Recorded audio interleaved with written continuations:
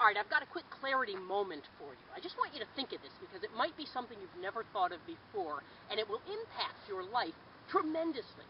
Okay? I'm just at a typical playground baseball diamond, and I want you to think about this. Any baseball fans we've got out there. If I'm in the major leagues and I'm hitting 300, where does that put me in the realm of major league hitters? I'm one of the best. If I'm hitting 300, I'm one of the greatest hitters ever to play Major League Baseball. Top athletes at the top of their game, and I'm one of the best. But if I'm hitting 300, let's flip that number for a moment. How often am I not hitting the ball? 70% of the time. All right, let's recap for a moment. Wait a minute, what? I'm failing 70% of the time, and I'm one of the greatest who have ever lived and played the game. You know, you've probably heard it dozens of times before. It's not how many times you fall down, it's what? How many times you get back up.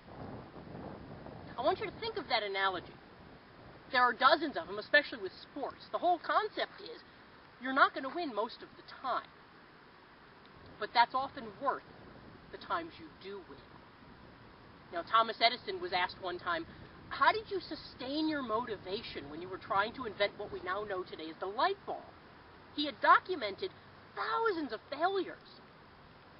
And he said, no, you've got it all wrong. I've never failed once.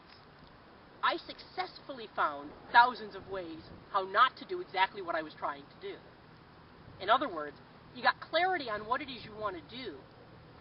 Failures become stepping stones. They don't become obstacles. And all too often, what stops us in our tracks is, something went wrong, something failed. Well, it'll never work, and we walk away from it.